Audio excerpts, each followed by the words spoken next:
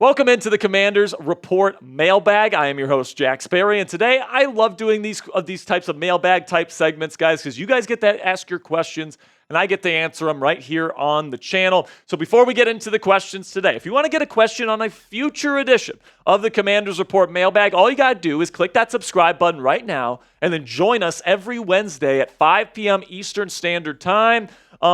Where we have our weekly live shows. And on that live show, we film these mailbags. You guys get your opportunity to get your questions on the show. So if you want your voice on this platform here, you guys have an opportunity to do so. All you got to do is click that subscribe button. Okay, now let's get to the first question of the day from my man, JG. It says, will Kliff Kingsbury be able to keep his offensive schemes fresh for the entire season? Probably not. Okay, so if you guys have watched my stuff on Kliff Kingsbury, you guys know my concerns with him. If you look at his teams that he has been the offensive play caller for, his records for those teams in the second half versus the first half of the season, completely different. In fact, he barely wins at all in the second half of seasons. Okay, and the reason for that is he comes into the year with a plan that he likes to implement, and then he doesn't make adjustments, either mid-game or even mid-season. So if somebody figures out his offense, he's toast. He's not adjusting. He's not changing it. He's not switching things up. He's not counter adjusting or anything like that. Kingsbury runs his stuff, and if a defense figures him out, the rest of the schedule pretty much copies and pastes that, and Kingsbury's toast. All right, so I'm really hoping that Kingsbury, after having a year hiatus from the NFL, has kind of learned from his mistakes. Hopefully now that he's an offensive coordinator instead of a head coach, he's going to be able to really focus in on making those adjustments because he's not worried about the entire team anymore. He's just focused on the offense. So I'm hopeful for Kliff Kingsbury. I think he's a really good fit for Jaden Daniels' skill set. I will say that. So I guess we'll see how things go in this first year. Got one from Billy Everett Jr. says, do you think the defense could be in the top 10 this season? I'll tell you this. If Emmanuel Forbes or Benjamin St-Juste or somebody establishes themselves as a legit number one lockdown corner this year on the outside, I think this is a top 10 defense. All right. I think this pass rush is going to be ferocious. I like the linebacker group they have here. I like the safety group they have here. The one aspect of the defense I don't like is that I don't think you have enough, you don't have quite enough edge rusher prowess to really threaten the offensive tackles when rushing four, and then you don't have much talent in terms of high-end talent at the cornerback position. So those are kind of the two holes on this Commanders defense. However, if you add a number one corner, like hopefully Emmanuel Forbes can become this year, absolutely, this can be a top 10 unit. Then we got one from Justin Ballou. Says, how would you feel if the Commanders drafted Travis Hunter to play both ways next year? It'd be interesting. Travis Hunter is a very talented player, arguably the most talented individual in college football right now, being able to be like the best corner in college football, arguably right now, besides Will Johnson. And then you also have just incredible catches as a receiver. I mean, I think he can play both ways in the NFL, but here's the thing about Travis Hunter, man. I don't think NFL teams are going to want to draft him in the first round to be a two-way player. And the reason for that is playing two ways in college football, let alone NFL football, takes a huge toll on your body. All right, so I think he's going to have to choose either wide receiver or cornerback. I think that the team that drafts him might like specialize him on the other side of the ball. Like maybe he's a full-time receiver, but then on like third and long situations, 2-minute drill stuff, he goes out there as a corner, as like a dime backer. Like that could be a possibility. But honestly, I don't see Travis Hunter playing both ways. And I do think he's going to be a receiver when he comes into the league because he can make more money. So predict it for me down there in the comments section. Where's Travis Hunter going to play in the NFL? Type WR for wide receiver, type CB for corner, or type B for both if you think he's going to play both ways. This is going to be the pinned comment on today's show. YouTube's going to throw you an ad break here in just a couple of seconds. And when that happens, take advantage of that time by answering today's pinned question. Then we got one from my man Eugene, watching every single show. Appreciate you, Eugene. Says, thoughts on the Commanders VP selection.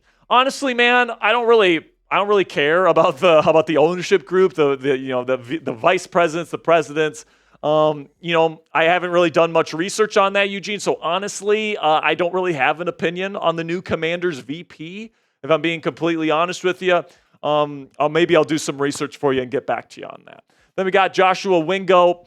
Says, my question is Noah Brown going to be that guy? So Joshua, we'll see. He is currently listed as like the number 4 receiver on the team. Okay, so he's behind Olamide Zaccheaus, and he is behind Luke McCaffrey on the depth chart, but he is ahead of De'Ami Brown as we stand here today. So that is definitely interesting to me.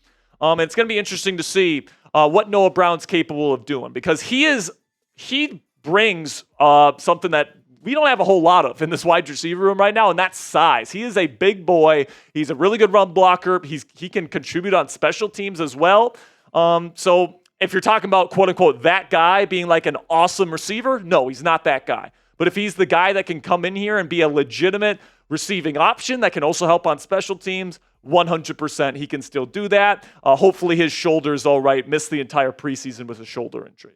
Now, before we get into the rest of this week's questions on the mailbag, let's have a word from our sponsor here at Game Time, which is the fastest and easiest way to buy tickets for the sports, music, comedy, and theater in your area. And guys, we all know experiencing a sporting event, especially a football game live, whether it be college or professional, is unlike anything you can get from watching the game on your couch. And our friends at Game Time have a brand new feature on their app called Game Time Picks, which filters out the fluff to show you only incredible deals on great seats, so you don't have to waste your time searching through thousands of tickets. And guys, the way it works is you find a game that you want to go see, whether that's the home opener for the Washington Commanders against the New York Giants in week 2 or any other game. It could be also any other event. It's not just sports, guys. It's music, it's comedy, it's theater, it's music festivals. Find an event you want to go to, select the Game Time Picks tab on there, and it filters out automatically using their special algorithm to find you the best possible seats at the best possible prices, so you don't have to go searching around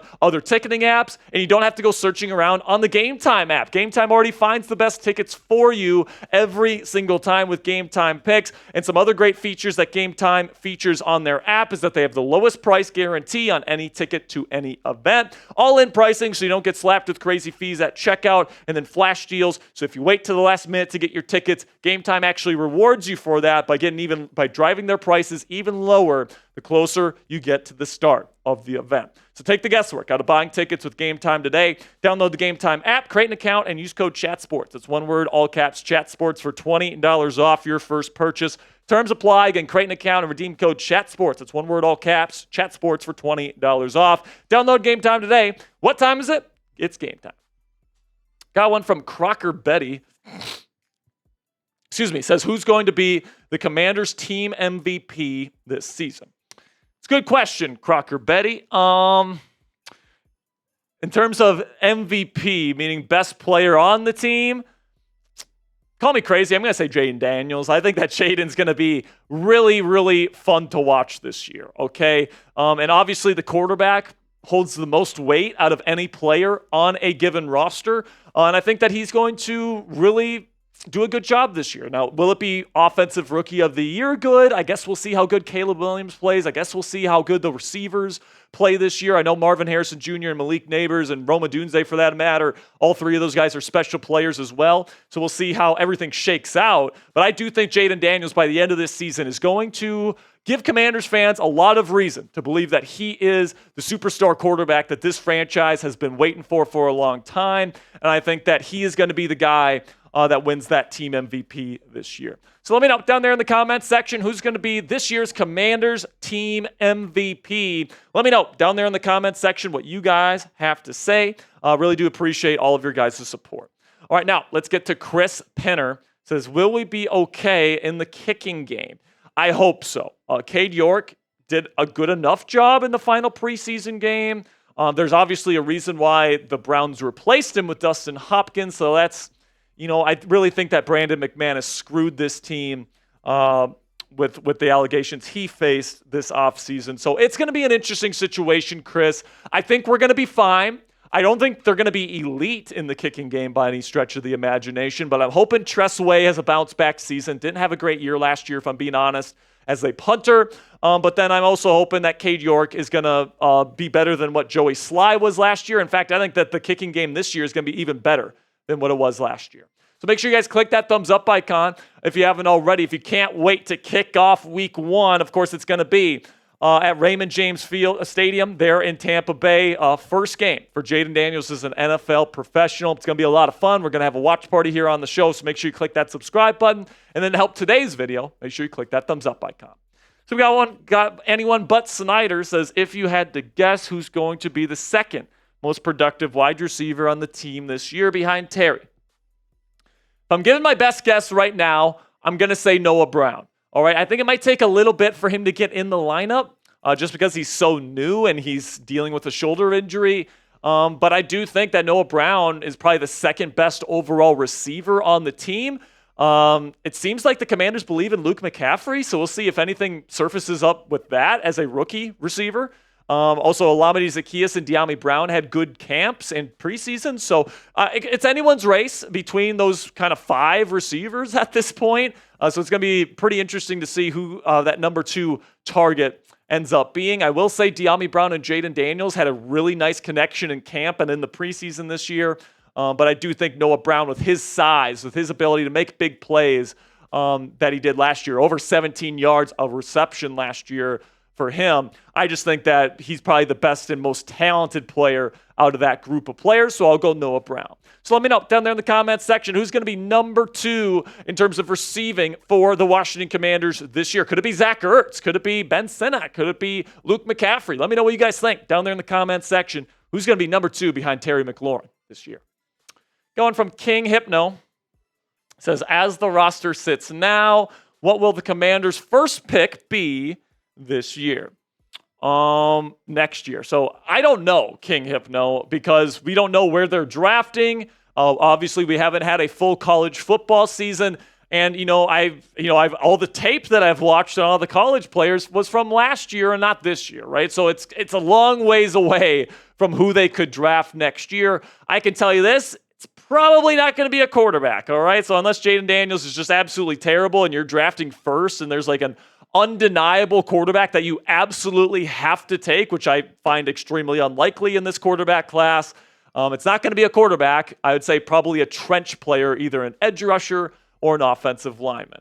Then we got JG says, are we setting expectations too high for Sainristil? It depends on what your expectation is.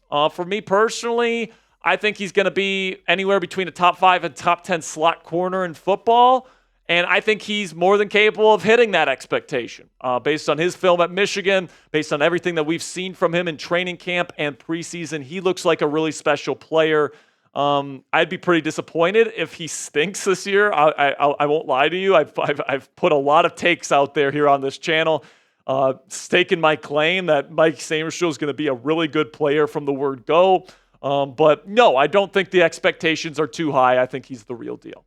So make sure you guys click that subscribe button right now. Appreciate everybody that put in questions on this week's mailbag. We got another mailbag next week, so make sure you click that subscribe button and join us at 5 p.m. Eastern Time for every single Commanders Report live show to get your questions right here on the show.